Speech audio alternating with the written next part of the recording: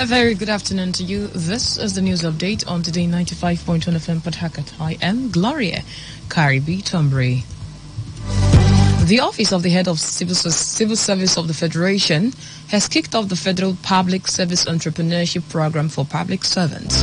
Head of the Civil Service of the Federation, Felashade Yemieshon, who kicked off the program in Abuja, said the FPSEP is a sub-initiative of one of the 6 pillars of the Federal Civil Service Strategy and Implementation Plan 2021 to 2025.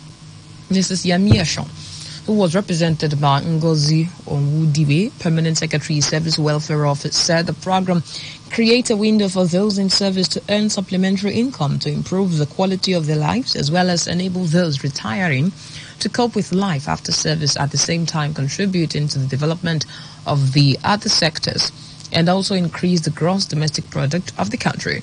The program consists of 2 components, namely the Agripreneurship Startup Scheme and Pre-Retirement Training and Business Startup Scheme. The Nigeria Export Promotion Council has said Nigeria may generate over $1 billion by 2025 from the leather, cotton and garment sector. Speaking at the Stakeholders Engagement Forum and exhibition in accessing the opportunities and challenges in the leather, garment and apparel industry, NEPC's Executive Director Isra Yakuza said the industry could increase its earnings to about 70% in the next few years. Represented by the Deputy Director, Product Development of the Council, Matchup Singh Fred, said one of the sectors identified with huge untapped potential is manufacturing and industrial. He explained that the leading manufacturing hub like China chase after apparel and garment exports to gain global market share, reduce unemployment, and diversify its economy. Ditto, some African countries like Ghana, Ethiopia, and Kenya have been taking the lead in the export of apparels and garment. The International Monetary Fund had yesterday advised Nigeria and other global economies to implement fiscal policies that reduce poverty and prioritize better living conditions for the poor. The IMF Managing Director, Kristalina Georgieva, who gave the advice at the 2023 Bao Forum for Asia, held at the Mulanto Lighthouse, China, said, over the past 3 years, low-income and vulnerable countries and people have been hit especially hard. She predicted 2023 to be another difficult year, with global growth falling under 3% as the effects of the war in Ukraine and monetary tightening continue to take hold. Georgieva says rescuing the vulnerable people starts at home, with governments protecting them in their own countries. The Petroleum and Natural Gas Senior Staff Association of Nigeria has called on the incoming government to address the high rate of poverty in the country. Speaking at the National Executive Council meeting held in Abuja, the association's national president, Festus Osifo, said the standard of living of most of our citizens has been a case of hand-to-mouth. Also, the association said despite promises by successive governments, the country's power supply remains epileptic, thereby stifling the growth and investment that are needed to create jobs and lift people out of poverty. According to Osifo, the union empathizes with Nigerians on the hardship faced with the scarcity and drastic hike in the price of PMS across the country. Osifo said the national leadership of Pengasan had been following their members at the NNPC Trading Limited, who are responsible for assigning the product to marketers as well as those at the Nigerian Midstream and Downstream Petroleum Regulatory Authority. Minister of Science and Technology, Senator Adeleke Olorunimbe Mamora, had yesterday urged the Standards Organization of Nigeria and the Nigeria Customs Service to stop the influx of substandard air conditioners and cooling devices into the country. He warned the agencies to ensure that Nigeria does not become the dumping ground for hazardous cooling appliances. He made this known in Abuja during the one-day stakeholders consultative workshop on energy efficient and climate-friendly cooling in Nigeria. Actually, the program was organized by the Energy Commission of Nigeria in collaboration with the United Nations Environment Program and other stakeholders, and the sole aim is to partner with the relevant stakeholders. He admonished the stakeholders to collaborate to address the looming danger of environmental challenges such as carbon emission and depletion of the ozone layer. The ECN Director General, Professor Elijidere Bala, recalled that with the support of Japan International Cooperation Agency, had in 2017 conducted an energy audit and in selected public buildings in Abuja, which revealed that over 60% of electricity consumed in public buildings was from space cooling. On the foreign scene, Tesla chief executive Elon Musk is making plans to visit China as early as April and is seeking a meeting with China's Premier Li Qiang. China is Tesla's second largest market after the United States, and its Shanghai plant is the electric car maker's largest production hub. A visit by Musk would mark his first visit to China since the COVID-19 pandemic and since Xi Jinping secured a third term as China's president. Musk last visited China in early 2020 when he set the internet abuzz by dancing on stage during an event at the Shanghai factory. But he has continued to deliver virtual speeches at forums such as China's World Internet Conference. Musk's planned visit also comes as China is trying to woo more foreign investment to help shore up an economy battered by 3 years of COVID curbs. And that was the news update at this hour on Today 95.1 FM. Good afternoon. More programs lined up for you. Greenland coming up next. Today's news, today's entertainment, today's sports, today's issues. Today on Today 95.1 FM, Port Harcourt. This is Today 95.1 FM. To copy this tune, press 9. This is Today 95.1 FM. For current news and information, press 5. They are politicians, all of them. They know what they do. So they know how they attack each other. To stay connected all day, press 1. The person who raised the name is the one who made the public know about it. Good afternoon and welcome to the World News on your premium talk radio station. We are your premium talk radio station. Today 95.1 FM. The station with a unique dial.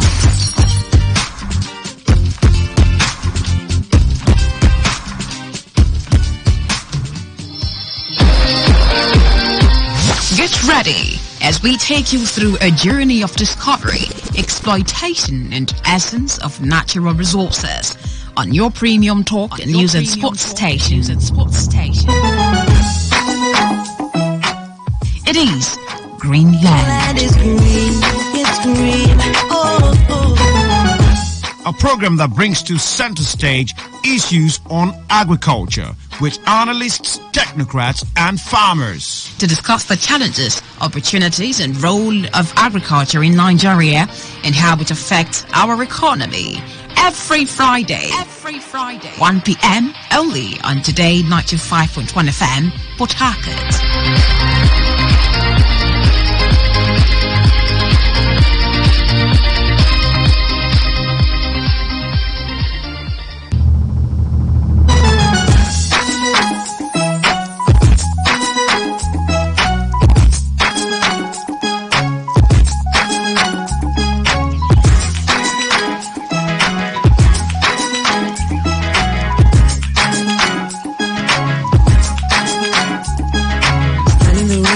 Clouds go gray.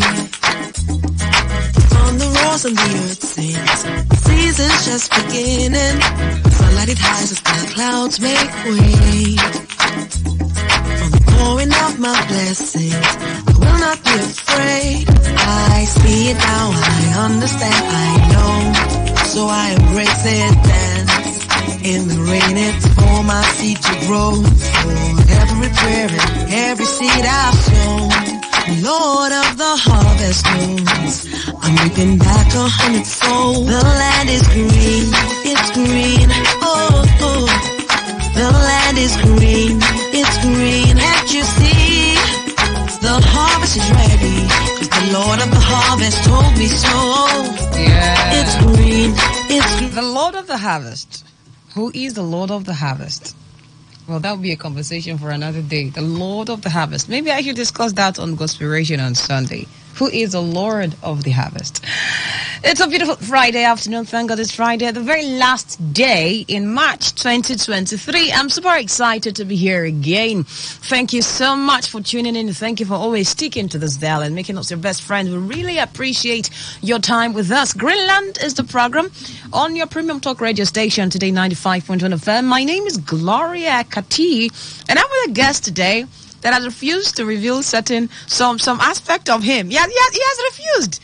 But no problem. I will find out. You know, I have my way. I will find out. So I'll be on this program till 2 p.m. Before Talk That Talk comes up. We have the news update at 2 p.m. Then Talk That Talk. All right?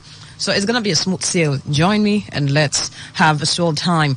Greenland here, we talk about agricultural opportunities, ideas, solutions to problems, right? We prefer solutions. We suggest best ways and give you information that you need in your farm or dealing in any agribusiness or even what you consume.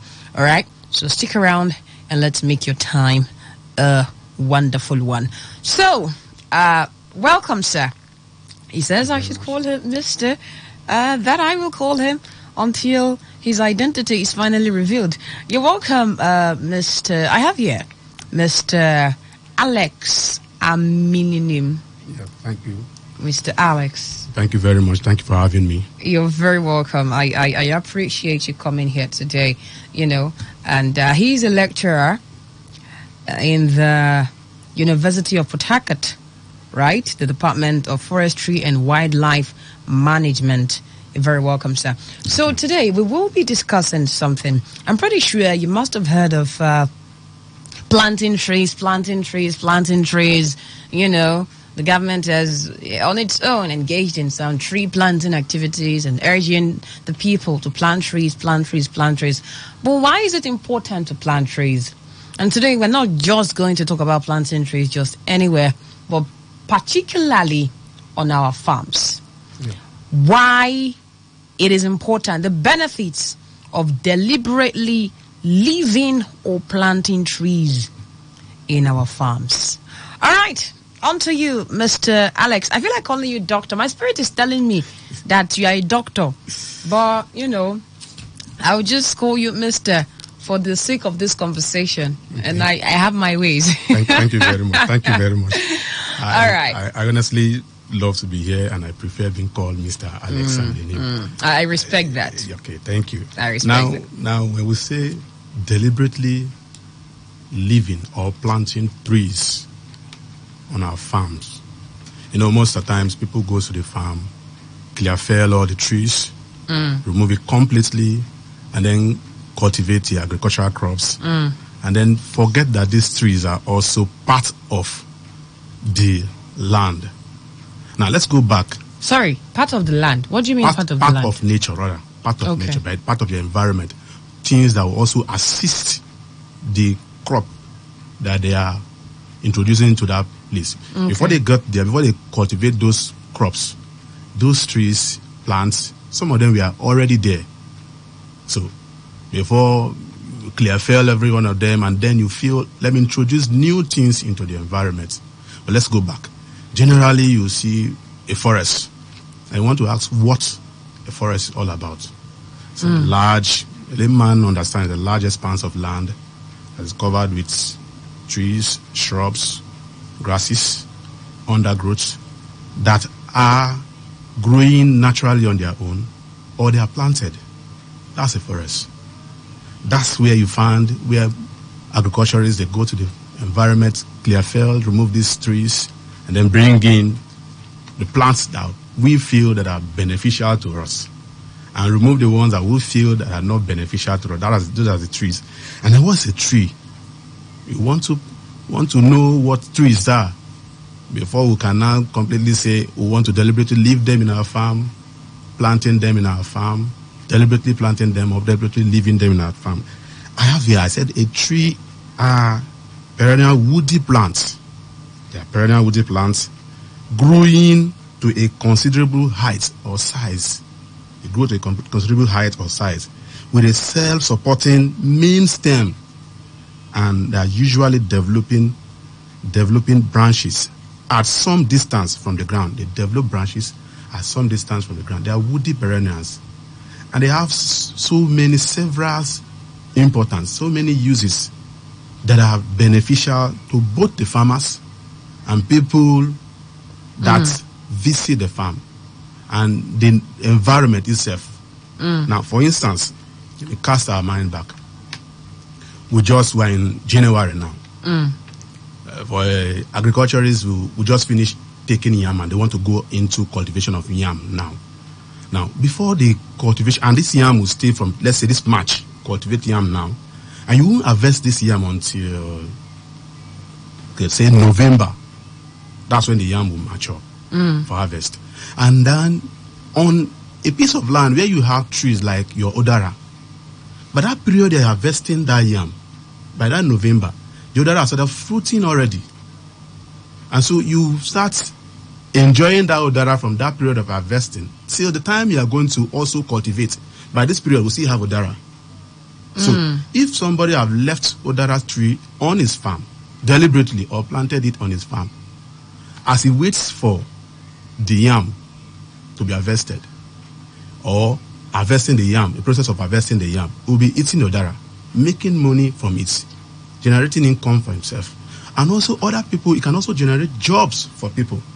So it's not just leaving the tree that is the whole thing. What does this tree provide for this person that is leaving the tree? Now, I just gave an Odara tree. Now, when you leave Odara, as soon as we pass this Odara period now, you will see other fruits that comes up again. Fruits like your mango, like your avocado pear. So it's just consistent. It flows that way. But most times we go to our farm to clear, because we want to cultivate cassava, we destroy these trees. Not minding if these trees can also provide income for us. But why do people destroy the trees? Yes, I like this, love this question. You know, people destroy the tree because they feel the canopy covers, that's the branches, cover the soil and will not allow sunlight to touch their plants. So because plant depends on sunlight to efficient growth and all the rest, so they feel that the branch of the trees will not allow direct sunlight on their plants and will not assist the plant. But that's not right. There's a way you take care of your trees. In my area of specialty, we call it loping. Loping in a layman terms, we refer to as pruning. You prune the trees. For instance, you plant on this part of your land and your tree is there. You carefully prune that part of the tree that is affecting your plants and allow the part that is not affecting your plants to remain there, because that tree will also assist you, not only for the fruit itself alone. It will assist in some trees actually fix nitrogen to the soil, and the plant needs nitrogen too. So these trees, they don't just remain there, they take the nutrient from the soil and return back this nutrient from the soil. But your yam, when you cultivate it once, twice, it's good, we eat it once, twice, because it's a tuber crop and it takes nutrient from the soil and it does not return back to the nutrient again. If you want to go back and cultivate yam again on that particular land for the third time, it won't do well like the first and the second time, because the nutrient has been taken up and you need to supplement the nutrient for it. But the trees, what it takes back from the soil, they return it back, because the foliage leaves drop back to the soil. The branches, they fall back to the soil and they decompose. So they go back, they return back the nutrient to the soil. So in that way, the tree does not only provide income for the farmer, it also replenish the soil. It also serves as it prevents erosion. The roots of the tree prevent erosion. If rain, there's a heavy rain downpour, if there's heavy downpour and you have your groundnuts in your farm that have very shallow roots. I am not saying groundnut is bad, it's not good to cultivate groundnuts. It's good. But I'm only saying, as farmers, let's try as much as possible to leave some trees in our farm, because they will indirectly or directly assist the farm by promoting that farm, by assisting the other crops that you plant in the farm. And also, they will serve as a means of shade to the farmer. Means of shade? Shade to the farmer. And then this period that we have pollution everywhere, which takes in oxygen. and then the trees takes in carbon dioxide that we human breathe out. We breathe out carbon dioxide, and the tree consume them. And then in our farms, in our homestead farm, our backyard, we leave some trees there. It will purify the environment that we find ourselves. And recently in Japan, there's research that's going on concerning forest bathing. Somebody that is sick, go to the forest. Doctors prescribe, go to the forest and sit down there. Just admire the forest, gets to communicate gets a link with the forest, and then you just sit down in the forest, and before you know, you get recovered. It aids recovery process. And so, but here in our own part of the world, we've not gotten to that extent. And I just believe one day we will know the importance of what we have and then use it well. There are places that they are looking for these trees, but in our own case, we have it. They are looking for the trees, yes. But in our own case, we just have them. We just have them in every part of the country, a part of this, let's say, for instance, River State. Why are they looking for the trees? Is that as a result of, cutting down the trees? Desertification, deforestation, they've destroyed the forest. Like you go to Sudan, there are scanty trees. So if we continue deforestation, we are most likely going to start looking for trees. Yes, if we don't replace them, most likely going to look for it also. So to help us ourselves, every family needs to plant. When you cut fell one, try as much as possible to replace it with two. At least two. Two is not too much. Replace it with two. If I say replace it with 10 now, say how will I get 10? Replace it at least 2. So that as those two are growing up, you have replaced the one that you have removed. Now, whoever is, and I think growing up in the eastern part of the country, there are places that you go to. The way they build their own house is something else. You sit on somebody's house here and walk a distance before you see the next person's house. And in between these two buildings, you will see fruit trees. But I doubt even in such a place now, you will find such a thing in our country. But I still believe that one day we'll go back. These trees also provide job opportunities. Okay. Tell me. Opportunity. For instance, if you go outside the markets now, you see people selling odara. I use odara as an instance. Those people, some of them don't have this odara tree around their environment. But it goes to the place where this odara tree grow and they sell it. So it's small scale business. They started creating job for themselves, not begging anybody, but they are selling odara. They go to where the trees are, collect this fruit, sells. When it's time for them to, there's a woman in Uniport. But will you really regard that as job creation? Yes, because it's a medium scale opportunity, a skilled job that you take and fend for your family. But this is also seasonal. Yes. But I wanted to give an example. There's a lady in Uniport that sells. You see her sell, what's it called now? Sell this Odara season now. You see her sell Odara. Once Odara is fizzle out, you see her sell, what's the name of Okpa, or what they call it now? What's the name I want to give to it now? Walnut. I can help you right now. Walnut. Okay. You see her sell walnut when it's the season of walnut. You see her sell walnut, even though it's a vine. You see her sell walnut. You see her sell coconut. Okay. So she just follows the seasons and sells what is, whatever is available at that season she sells. So in that way, she won't lack what to take care of her family. So, but some will fold their hand and say, even the ones that have these things, some don't value it. What of space? Like, is space probably a reason why people cut down trees? This tree is occupying too much space in this farm. I need space. Okay, I don't think there are trees that are, if you're planting, if you're not deliberately leaving them, if you're planting, there are trees that don't occupy that much space.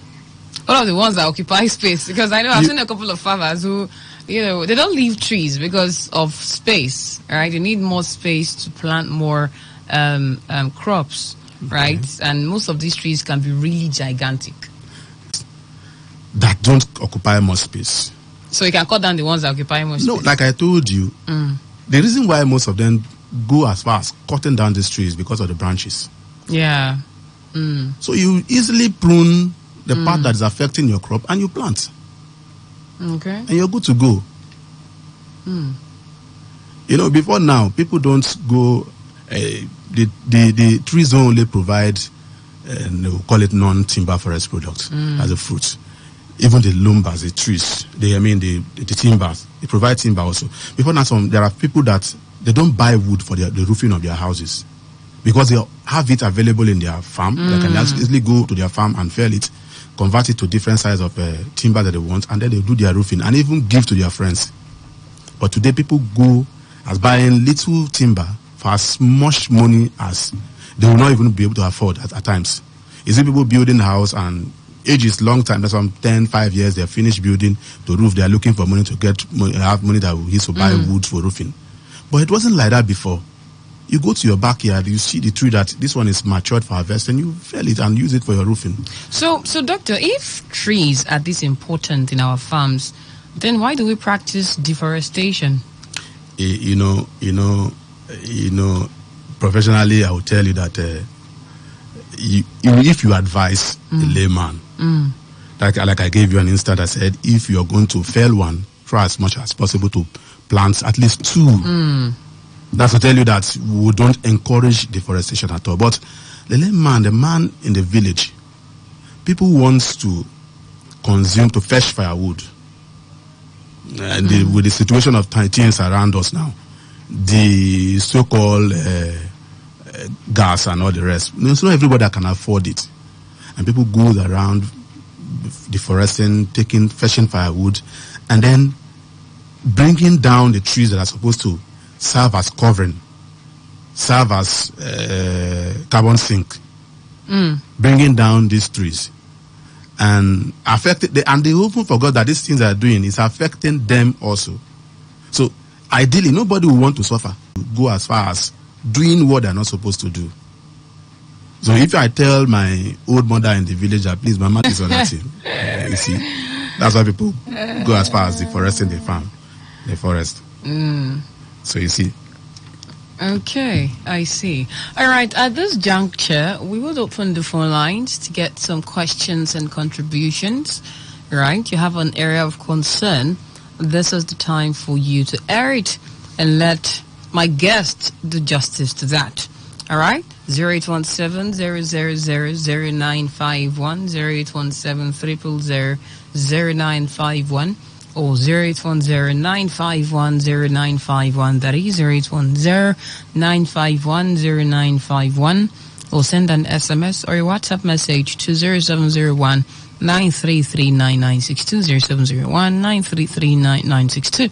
In case you just joined us, you're on to Greenland on Today 95.1 FM. And my guest in the studio is Mr. Alex Amininim. You're not saying anything. Am I pronouncing it correctly? Yeah, Amininim. Amininim. Yeah. I knew there's no way I would have been pronouncing that correctly. Okay, Mr. Alex Amininim. He's a lecturer in the Department of Forestry and Wildlife Management in the University of Port Harcourt. And we are discussing the benefits of deliberately leaving or planting trees in our farms. So you really want to take a lot home today because, I mean, you probably didn't know that the much that he has said right now.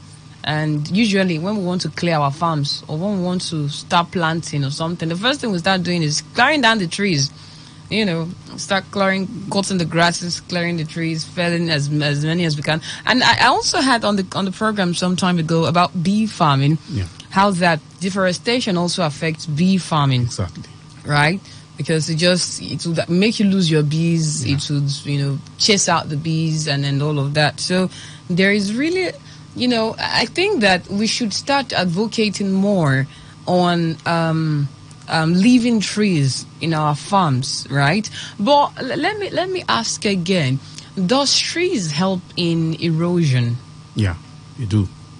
Can you explain? For instance, now I have a friend from Bayelsa State.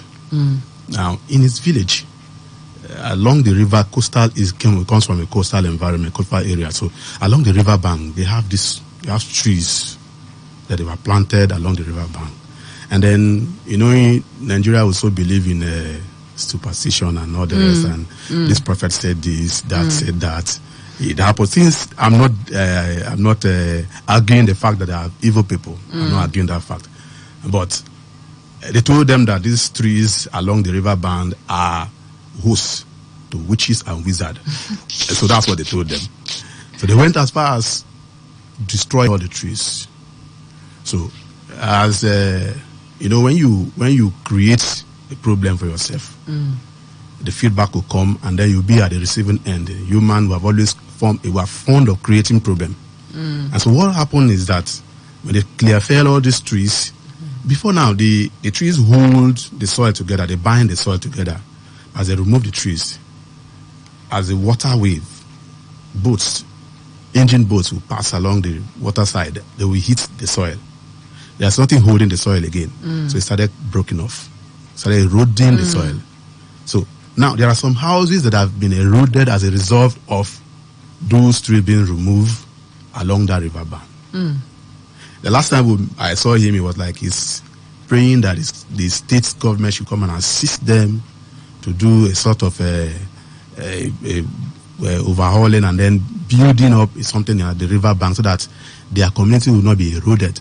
So if they've left those trees were holding the soil along the river bank. But because somebody came and said they are hosting witches and wizards, and they didn't think of the impact of removing these trees. So they removed it and started suffering. So it assists greatly in erosion control. The place where you have serious erosion problem, try as much as possible, plant trees. Wow. Even as little as your grasses are, if you plant them where there's erosion, they will be able to control the erosion. Sure. Yeah, so that is true. Interesting. So in our farms now, is it not minding any kind of farm at all? Like, it's not limited to a particular kind of farm. Yeah. It's any farm at all that you have. Yeah. As long as you are tilling the soil. Now there are different types of farming. Now, if there's something we call alley cropping. Sorry? Alley cropping. Alley cropping, yes. Oh. You plant the trees along rows. Okay. Now, in between the rows, you plant your crops. So the tree is not doing any harm to your crops. Your crops is going on normally the way you're supposed to have it. The tree is also there, providing serving as windbreaks. And another thing we need to have at the back of our mind is that when we remove trees from our farm, there are some insects that pollinate. Like when you talk about your bees, you remove trees that the beehive, you have to produce honey, the bees will live. These insects depends on some of these trees for nectar to be able to work well to produce the honey that we take. And then in pollination of our crops, we want our crop to be pollinated so that they will fruit better, give us good fruiting. And then you remove this host, some of the trees host this insect, you remove them. And you are saying that my crop should not be pollinated. Some animals, some bird species are also host to that tree. When you destroy them, remove the trees, you're telling the birds, snakes and all every other things, they have their way, stays in those trees. And that I used to tell people, I said, sometimes when we see snakes around us, we are the cause of it.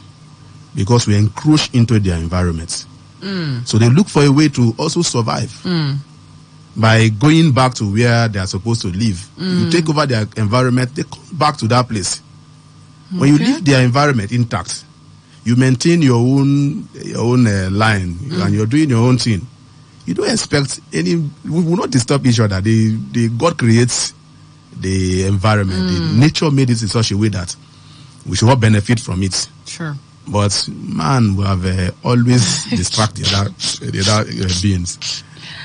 Okay, I see. So one other very significant thing I'd like us to talk about is the issue of urbanization. Okay. I'd like you to tell us how urbanization affects tree planting. In our society, even though we are not doing well in the urban centers, everybody wants to live the rural area to the urban center. Even though you know if you come to the urban center, you will not succeed. You want to, yes, that's true. Yes. No, the thing is, nobody wants to believe that if they come to the urban center, they won't believe it because we just have this mindset that we will come to the urban center, we'll just make it. Exactly. Just like people who want to tell you, I want to jackpot, I want to go to abroad. Yeah, that's when you just get there, you just start making money. No. Even our home videos didn't do us any good. They are not doing us any good. So, in 2 months, you're not a millionaire. Yeah, they'll just tell you, by the time you get there, you don't worry, you're going to make it in just a few seconds. And then, in the urban centers, there are ways. Now, if you take, for instance, you go to pleasure park here, you see people take pictures. They go close to where the green environment to take pictures. Why? Because they appreciate the nature, the green environment. It is advisable that when you build your house, even in an urban center, you try as much. Some compounds you enter, you will not see one tree. Everywhere is interlocked. Yeah. They remove all the trees and replace it with interlocking, which is not good. At least you put the ones that can be of benefit to you and your family. But I'm curious, and I think that we should start changing this mentality. Perhaps I also think it's a thing of superstition as well. So many people don't like to live where there are trees. Many people don't like to live with trees. They don't like leaving trees in their houses because they just feel one evil spirits will just come and be perching on this. Or you've not been seeing evil birds or bats. Once you see bats, they have come. Some of these superstitions. So, I mean, it's quite concerning how that in many of our houses, on a larger scale, right, you would barely find trees. Yes. You would barely. The whole compound is interlocked. The whole compound is styled.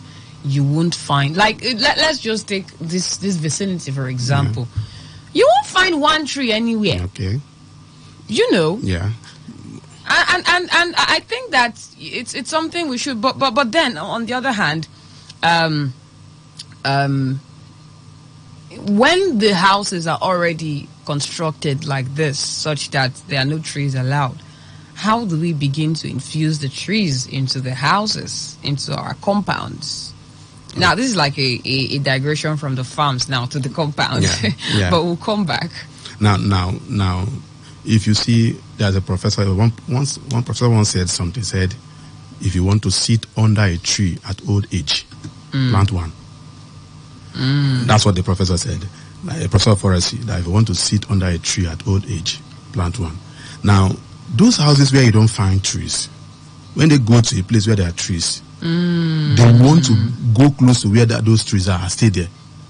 When for instance, they go to a place where they will have as small as orange trees, they want to ask the owner of the compound, please give me fruits from the orange. Sure. Now you have access, no matter how big your house is. An orange tree will not occupy that much space that will cover everywhere in your house, in your compound, that you cannot leave it. That will be producing at least small shade for you and the fruit. So everyone have an obligation to plant at least a tree. If you can't plant orange tree, look for everyone. Look for shop and plant. Everyone can. Everybody cannot plant. If you cannot plant, consult somebody that can do the planting for you. How do you find the one to consult? How about the government? Okay, now we're about to do census, right? How about the government takes it upon themselves, right? Okay. So as they are counting these houses now, they also take it as a duty to plant trees, send agents that will plant trees in these compounds, and then assign people who come and monitor those trees to make sure that they're actually doing well and get to the point where they can now allow the trees to grow by themselves or leave them to